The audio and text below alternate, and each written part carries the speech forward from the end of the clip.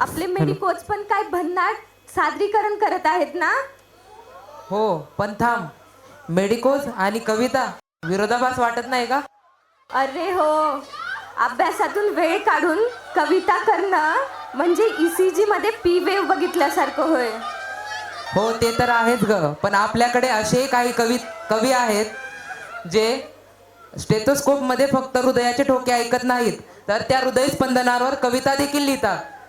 मला वाटते की डॉक्टर लोकांसाठी कविता म्हणजे टेथेस्कोप सारखी असते. नेहमी गळ्यात पडून असते, पण समजायला मात्र वेळ लागतो. हा, ते तर आहेच ग. पण तुला माहित आहे का, आपल्या मेडिकोजला फक्त दोनच गोष्टी खूप आवडतात. एक तर 75% अटेंडन्स आणि दुसरी गोष्ट म्हणजे अनपेक्षित सुट्ट्या. आणि दोन्ही कधीच मिळत नाहीत. पण तुला एक चांगली कविता मात्र नक्की ऐकायला मिळेल. तर आमंत्रित करूया आपल्या पुढील कवयित्रीला, जिचं नाव आहे स्वाती मेंगेवार. मी स्वाती मेंगेवार माझी स्वलिखित कविता सादर करीत आहे. माझ्या कवितेचा विषय आहे प्रेम.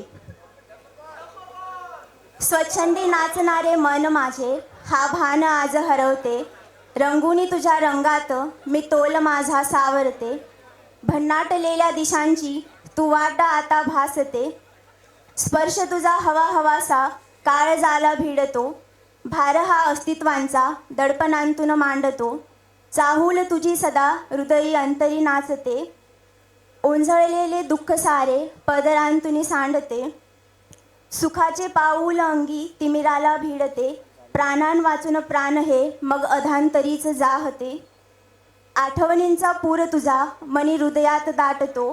भिजलेल्या या मना गंध प्रेमाचा लागतो. भिजलेल्या या मना गंध प्रेमाचा लागतो. अन ओथंबलेले काळीज माझे गहिवार तुला शोधते.